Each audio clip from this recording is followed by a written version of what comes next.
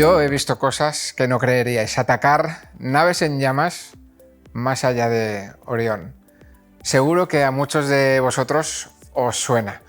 Os suena esta intro. Pertenece a una de las películas emblemáticas de la historia del cine y es la película preferida de nuestra invitada de hoy. Con ella vamos a hablar también de Madness, de Bioy Casares, y vamos a conocerla un poquito más en su parte personal y en su parte científica. La protagonista de Ellas Hablan de Ciencia de hoy es Salomé Cuesta. Salomé es investigadora del Laboratorio de Luz de nuestra universidad. Fue una de las ganadoras también en la última edición de los premios de investigación UPV y con ella vamos a pasar un buen rato los próximos minutos. Salomé, muy buenas. Gracias, Luis, por la invitación a participar en este programa tan interesante y espero estar a la altura. Vamos allá. Ya lo hemos descubierto un poquito con esta intro. Blade Runner, tu peli de cabecera, ahora hablaremos de libros también, tu peli por excelencia. Esas frases yo creo que todos las tenemos metidas aquí, todos los cinéfilos y los no cinéfilos también. ¿Por qué Blade Runner, Salomé? Bueno, es una película que encarna en el momento en que se estrenó como una idea de futuro, ¿no? De hacia dónde iba la humanidad, y yo creo que esto es algo que en el contexto universitario no paramos de pensar, cuáles son los retos, cuáles son los desafíos, y donde la tecnología tenía una presencia muy impactante a nivel de todos los desarrollos, ¿no?, que cabría esperar. En ese sentido, creo que es una peli de referencia para muchos, efectivamente.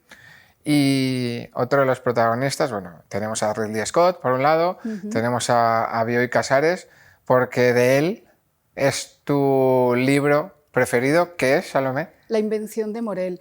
Es una historia, en realidad, que vuelve a ocurrir lo mismo. Nos habla de la tecnología, de la memoria, también del amor y de cómo las mareas, ¿no?, reproducen unas imágenes. Desde luego invito a todo el que no lo haya leído, es un relato breve, pero muy intenso, de relaciones personales que a veces son imágenes y que estamos viendo esas relaciones pasadas, pero viviéndolas como un presente. Y lo más importante es que al fin y al cabo toda la tecnología trata de recrear un momento feliz. Entonces, este aspecto positivo, ¿no?, de intentar conseguir un mundo mejor a partir del conocimiento y a partir de aplicar ese conocimiento en la tecnología, creo que es fundamental. En ello trabajamos, ¿no? Sí. Decías, has hablado de amor. Sí. Amor también está presente en la lista. En la lista, en este caso, vinculada a la canción, a las canciones, a la música. Tu tema preferido, tu tema que suena, sí, ¿cuál sí, es? Sí. Madness es como una energía que viene desde los 80. Realmente he cogido 3 referencias que tienen que ver con el momento de cambio, ¿no?, de cuando cambias del colegio al instituto y empiezas a tener una serie de referencias que ya te aproximan más a la universidad. Y son 3 referencias que van un poco en la misma dirección, ¿no?, en pensar de un modo positivo, que tenemos que seguir adelante y que realmente todos los retos están ahí para ser repensados y, por supuesto, salir victoriosos. Y el tema es It Must Be Love, ¿no? Yes. Libro, peli, canción, ya sabemos cuáles son tus 3 elecciones en cada uno de ellos, pero queremos hablar también de recuerdos, de personas, de lugares. Empezamos por las personas. ¿Quién ha marcado o sigue marcando el día a día de Salomé Cuesta? Bueno, es muy importante, a lo mejor en esa primera fase te decía, ¿no?, del cambio del colegio al instituto, un conjunto de profesores que realmente nos introdujeron en el conocimiento a partir de retos, ¿no? Ahí a lo mejor no te podría dar un nombre, pero sí que es cierto que esa dinámica interdisciplinar con la que trabajamos en el Juan de Garay, que fue el instituto donde estudié, sí que me llevó después a la Universidad Politécnica a estudiar Bellas Artes, y ahí tuve la suerte de conocer a María José Martínez de Pisón. A través de ella conocí a Iturralde y realmente ese fue como, bueno, el puente que se desplegó de pronto para ver todas las relaciones de arte, ciencia, tecnología y cómo esto debería impactar positivamente en la sociedad, esa relación. Y a través de José María Iturralde tuve también la ocasión de ser profesora en Cuenca. Él estaba como dirigiendo un poco el proyecto cuando se estaba formando la Facultad de Bellas Artes de Cuenca a finales de los 80 y conocer a José Luis Brea. Fue otra de las personas fundamentales en mi trayectoria, puesto que yo termino de estudiar aquí Bellas Artes con toda la formación recibida, de ese modo Bellas Artes Politécnico, que somos la única facultad de Bellas Artes, una politécnica, y después ingreso como profesora en la Facultad de Bellas Artes de Cuenca, donde José Luis Brea es el decano, y fue para mí una etapa en la que realmente volví a empezar a estudiar. Es decir, aquí había adquirido una licenciatura, pero allí, junto con Armando Montesinos y José Maldonado, hicimos un equipo en el cual empezamos a ver todos los límites de la práctica artística, de la investigación en el ámbito artístico, y esto nos llevó, bueno, también gracias a José Luis Brea, a trabajar en FECIT, en el grupo que estudió la interrelación entre arte, ciencia y tecnología. Porque es algo, esa relación que impregna el día a día de Salomé, esa relación entre arte, ciencia, tecnología. Realmente lo impregna todo, porque cuando llegas con esto en la mochila es algo que luego no dejas de percibir. Es decir, si concibes que esa relación, esa interrelación entre arte, ciencia y tecnología pueden producir mejores innovaciones, mejor formación, es algo que tienes como un patrón que ya sistemáticamente estás buscando esas relaciones. No es algo que estés viendo los conocimientos aislados. Hablemos de recuerdos, Salomé. No sé si nos vamos de nuevo a esta época que nos acabas de relatar. No sé si tienes otro recuerdo especial en tu trayectoria a nivel personal o a nivel académico. ¿Con cuál te quedarías o cuál nos cuentas? Bueno, recuerdos son muchos, ¿no? Son muchos, ¿no? Pero precisamente con José Luis Brea, aparte de estar trabajando, cuando él era el decano en la Facultad de Bellas Artes de Cuenca y yo llegaba recién licenciada como profesora, sí que siempre compartimos las vacaciones en Zara de los Atunes y esos atardeceres maravillosos en los cuales estábamos en un contexto familiar con los niños, pero a la vez dando forma al primer congreso de estudios visuales que se hizo en España o dando forma a esos informes de FECIT sobre arte, ciencia, tecnología, ¿no? José Luis en ese sentido fue un pionero, puesto que él se dedicaba al comisariado artístico, pero no dejaba de pensar todas las transformaciones sociales de la tecnología. Él leyó la tesis en esta facultad, en el Departamento de Pintura, y se la dirigió José María Iturralde. Por esto un poco esos vínculos, ¿no? Pero siempre, otro recuerdo también muy especial es con el Laboratorio de Luz. Realmente, a finales de los 80, las experiencias que aquí teníamos de prácticas artísticas con tecnología no eran tantas. Y sí que es cierto que a través de José María Iturralde viajamos por toda Europa con María José Martínez de Pisón, visitando los museos, visitando los centros donde podíamos ver esos artistas que estaban trabajando con proyectos que seguramente en la Facultad de Bellas Artes de aquella época seríamos incapaces de explicar, pero que necesitábamos percibir, experimentar, para poder trasladarlos al contexto de la Universidad Española. El germen, por tanto, de ese vínculo ciencia-tecnología en España nace aquí. Lo importáis en esos viajes que decíais por Europa hasta nuestra universidad. En cierto modo, yo creo que en el Laboratorio de Luz siempre ha habido una preocupación, y estamos hablando del Laboratorio de Luz, años 80, yo era estudiante todavía. Esa relación con la tecnología nos venía un poco de los discursos de José María Iturralde, el MIT, su biblioteca, súper importante en mi vida. Nos trasladaba, ¿no? esa conexión. Pero sí que es cierto que esas obras de arte que estaban hechas con tecnología y que en España no podían verse, tenías que desplazarte para verlas, pues, a Alemania, a Francia. Y ese fue un poco el germen que luego nos ayudó a trasladar a la docencia aquí en la Facultad de Bellas Artes, y yo estaba entonces en la Facultad de Bellas Artes de Cuenca, llevar ese concepto en realidad para repensar las prácticas artísticas.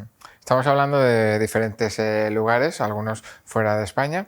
otros en nuestro país. Has hablado de Zahara, de los atunes, de esos atardeceres, de esas puestas de sol inigualables. ¿Es Zahara tu lugar preferido en el mundo o está entre ellos? Está entre ellos, porque en el momento que era profesora de Cuenca aprendimos a, tras las clases, las comidas, dar largos paseos, ¿no? Y entonces tirarnos al monte, subir arriba, pasear el río, las pinadas. Era una experiencia también de...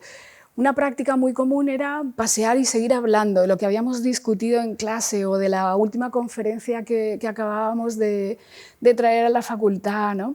Entonces, era esa relación arte-vida, en ese momento se explicaba de un modo muy real, en el sentido de que no terminabas de hablar de tus preocupaciones, de los debates, en el momento que abandonabas la universidad, sino que se extendían también al paisaje y caminabas con ellos, ibas pensando. Y eso es algo que yo creo que aquí deberíamos también implementar. El paisaje era un aula más. Por ejemplo. Hablemos de desafíos. ¿Cuál es el principal desafío de Salomé Cuesta a día de hoy? Bueno, a día de hoy, como sabes, soy vicerrectora y tengo que agradecerle al rector Pepe Capilla que confiara en mí para desarrollar este vicerrectorado que no hay otro igual en la Universidad Pública Española, que es de Arte, Ciencia, Tecnología, Sociedad. Ello me lleva a que todo este conocimiento o esta forma de entender la práctica artística en relación a la tecnología se haya constituido en el desafío principal, es decir, realmente cómo se explican esas prácticas, cómo podemos hacer que nuestros estudiantes tengan esa experiencia, porque no nos olvidemos de que son prácticas minoritarias. Y lo que estamos haciendo en estos momentos es intentar integrar pues, artistas en laboratorios para que también desde los laboratorios perciban a los artistas como agentes que pueden aportar innovación en las investigaciones científicas, de modo que el desafío vendría en esa integración y le pondría una capa más, y es el hecho de intentar atraer a más mujeres a la universidad. Y creo que ahí el arte tiene un potencial enorme. Ahí estábamos hablando antes, por ejemplo, de las residencias artísticas, ¿no? Que es uno de los proyectos que se lleva a cabo. Proyectos para acercar a la mujer a la universidad y a la ciencia y a la tecnología. Estamos llevando a cabo muchos. Quizá esté relacionado también el desafío con el deseo de alcanzar esas metas. Si hablamos de un deseo de Salomé Cuesta, ¿iría por ese camino o va por otro? Ese sería uno de los principales. Yo creo que en estos momentos y en el lugar que estoy ahora, ¿vale? Este trabajo que estoy realizando, creo que es uno de los principales, ¿no? El tener la cátedra STEAM, el AP STEAM, las iniciativas de dones de ciencia, todo el despliegue que estamos haciendo como estrategia es uno de los principales. Pero también a nivel personal, como investigadora, desarrollo proyectos en los cuales estoy implicada, un proyecto de FECID ahora, que se llama Dispositivos Quiméricos y que se inaugurará a finales de año en la Universidad de Valencia, donde el investigador principal es de la Universidad Miguel Hernández. Es algo que nos preocupa mucho, ¿no? El hecho de trabajar en red. Y en ese sentido también hay una propuesta que llevamos ya un par de años trabajando, que es la Red Arte, Ciencia, Tecnología, Sociedad a nivel nacional, donde el nodo reside en nuestra universidad, con compañeros también del Departamento de Escultura, en el cual, bueno, intentamos que toda esa dinámica no se pierda, ¿no? Empezó con José Luis Brea ya en 2003, con el primer documento de FECID, pero ha seguido estando ahí latente, ¿no? Por lo tanto, uno de mis deseos también es intentar que esa forma de entender la innovación, la ciencia, la interrelación arte, ciencia, tecnología, esté muy presente, ¿no? A nivel institucional en la universidad, pero también en la sociedad y en las empresas. Hay camino, Salomé, por recorrer, porque decías antes, quizá no esté, al menos es la percepción, todo lo impregnado que debiera esa concepción. Y no solo en la sociedad en general, que así es, sino en la propia universidad, en el propio sistema universitario español. Así es. Nos queda todavía camino, pero sí que es cierto que cada vez son más las instituciones que se acercan también, ¿no? Pues, ahora en el Ayuntamiento de Ribarroja contactaron con las universidades públicas y estamos las dos vicerrectoras, la de la Universidad de Valencia y yo, formando parte de un comité, ¿no? Y entonces sí que en la medida de lo posible intentamos dar este enfoque también, que por otro lado está mucho más cercano a las jóvenes generaciones. Y esto es fundamental para que no entiendan también que la ciencia va por un lado, la tecnología por otro, el arte por otro, y el arte por otro, ¿no? Sino que realmente hay propuestas, la tecnología, ya creo que todos y todas usamos la tecnología, pero luego el generar conocimiento con esa tecnología, impregnar desde el arte a cuestiones sociales, esos retos a lo mejor medioambientales, sociales, mirar qué impacto tiene, es algo sobre lo que hay que trabajar. Vamos a hablar de nuevas generaciones, de próximas, de las jóvenes generaciones, ahora en breve, pero nos quitamos entre comillas, el traje de vicerrectora. Vale. ¿Vale? Y nos vamos a tu faceta investigadora. ¿Por qué Salomé Cuesta es científica, es investigadora? Teníamos el germen, lo comentabas antes, que quizá en aquellas aulas del Juan de Garay, pero ¿qué es lo que despierta en ti esa chispa por la ciencia y el arte? Creo que el hecho de ver las posibilidades que ofrece el arte para el conocimiento es lo que activa el ponerte a trabajar en un proceso artístico, ¿no? En un proceso creativo, puesto que de algún modo el confrontar, bueno, estoy ante todos los retos, ¿no? Como sujeto que está viviendo un contexto histórico, y de pronto es, vale, ¿y desde el arte qué podemos hacer? Y esto es lo que nos lleva, pues desde el Laboratorio de Luz, por ejemplo, a desarrollar muchísimas investigaciones que tienen que ver con la percepción. La percepción dentro del ámbito artístico es uno de los aspectos fundamentales. Normalmente el arte se piensa siempre como objeto final y representación, pero yo lo antepondría, y es lo que me ha movido a mí. El hecho de trabajar con la percepción, de percibir un espacio a partir de la luz, que los objetos sean difíciles de percibir, puesto que si algo resulta complicado, las generaciones de ahora a lo mejor dicen, ¡buah, esto es demasiado complicado y no lo atiendo! Sin embargo, el enfrentar eso que no entiendes, eso que te disgusta, eso que... Pienso que es uno de los motores que a mí me llevaron a la investigación. ¿Y cómo conectas con esas generaciones de ahora que decías? Porque es verdad que existe ese riesgo de, si es demasiado complicado, hago scroll o paso. Así es.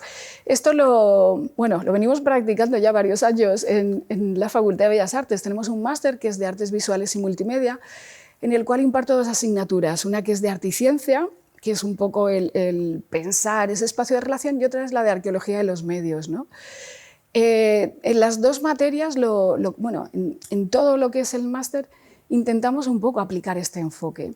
No pensar el objeto final, pensar el proceso, pensar la tecnología como no como una caja cerrada, una caja oscura, sino todo lo contrario, una caja que puedes abrir y que debes abrir para poder llevar a cabo tus proyectos. En ese sentido, quizás otros grados o otras titulaciones tienen como un efecto más inmediato. En nuestro caso, vemos un poco los resultados a largo plazo. Está claro. Es decir, proyectos que a lo mejor empiezan en el máster, pero tardan en fraguar, en conseguir proyectos financiados o que sean contratados por alguna institución a más largo plazo, ¿no? Pero sí que hay... Pensamos que a lo mejor esa inmediatez de las generaciones presentes es algo que va en contra, pero yo creo que ellos mismos son conscientes también y que desarrollan discursos incluso incorporándolas. En esta carrera científica, Salomé,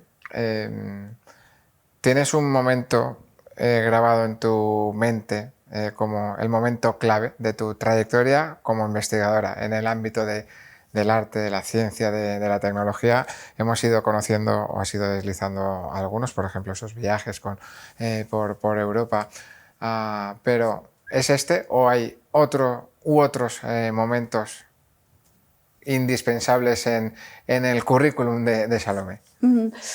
Bueno, yo creo que para los artistas lo que son las exposiciones individuales son fundamentales, porque es de pronto, como poder plantear el momento, el tema, el contexto. Entonces, para nosotros las exposiciones individuales son las fundamentales, ¿no? Ahí tuve la suerte de trabajar con 2 galerías, una en Madrid, otra en Barcelona, donde presenté exposiciones que para mí fueron muy importantes, tuvieron repercusión internacional, y digamos que ese momento es importante. Pero Aún así, las producciones con el laboratorio de luz, por ejemplo, siempre han sido las que más retos nos han supuesto, ¿no? Y concretamente, en el año 91 fuimos a La Habana, al Instituto Superior de Arte, a dar clases, porque José María Iturralde no podía viajar, que estaba preparando otro proyecto expositivo, y montamos una cometa en Cuba, en los años 90, donde no había materiales de ningún tipo. Viajamos desde España pues, con el papel, las maderas, conseguimos montar la cometa y la volamos. Esto posiblemente en el currículum no tiene ninguna trascendencia. Pero en ti sí. Pero sin embargo fue un momento en el cual tuvimos que trabajar desde cero, sin nada, para poder hacer una actividad colaborativa con un contexto cultural que no tiene nada que ver con el tuyo, que a pesar de hablar el mismo idioma, posiblemente las connotaciones de lo que allí proponíamos eran distintas. Entonces, ese general diálogo, el tener que compartir, yo creo que fue un momento que fue un punto también de ruptura, ¿no? Al año siguiente nos invitaron a un congreso de escultura en Guantánamo, que fue todavía también mucho más rompedor porque estábamos en un espacio con artistas internacionales que venían de Latinoamérica, también de Europa, ¿no? Y en ese congreso también se dieron performances, ocupábamos el espacio haciendo intervenciones y fue como ya todo lo que traes en la mochila, ¿no? Quizás desde Europa pensando que lo sabemos todo, es como que te quitan el suelo y de pronto dices, vale, aquí estás, ¿no? Claro, Sí. las prácticas artísticas en el contexto soy capaz de explicarlas, pero aquí cómo hablas, ¿no? Entonces, eso fue un momento también que, ya te digo... Son vivencias que van más allá del currículum, ¿no? Y que se quedan grabaditas ahí. Sí, porque tienes que explicar eso que crees que conoces, que al final... En un contexto totalmente efectivamente distinto. Estamos casi acabando, Salomé, y acabamos siempre estas entrevistas en clave de consejos. Consejos para, primero, para los jóvenes y las jóvenes investigadores e investigadoras, aquellos y aquellas que están empezando en esa carrera que empezaste tú hace unos años. ¿Qué les dirías? Pues les diría, lo primero, que no tuvieran miedo, ¿no? Porque yo creo que muchas veces se construye como una protección desde... Bueno, si pienso en mi yo del instituto... Sí, del Juan de Garay. Exacto. Ahí se produce siempre como, bueno, como una capa que intenta protegerte de algo, ¿no? Yo creo que el trabajo fundamental es el poder sentir que puedes llegar a hacer cosas sin tener el miedo ni que prejuzguen, ni que hayan estereotipos. En ese sentido, yo creo que las generaciones actuales necesitan un poco el sentirse menos mirados y ser más activos en su ejercicio de percepción, puesto que muchas veces están muy condicionados por cómo son percibidos, pero tienen que pensar también cómo perciben ellos. Y este es un reto, es decir, la percepción es muy importante en la construcción del imaginario, de la subjetividad, más en ese momento adolescente, que yo creo que es donde se definen las vocaciones, y si en ese momento lo asumes con esa confianza, con esa libertad de decir, ¿por qué? ¿Por qué voy a tener miedo de un contexto? Y esto lo podríamos pensar. Recuerdo cuando vine la primera vez a la Universidad Politécnica, que vine aquí a hacer el selectivo, ¿no? Estaba muy masculinizada. Y incluso en aquel momento es como que nos dimos cuenta.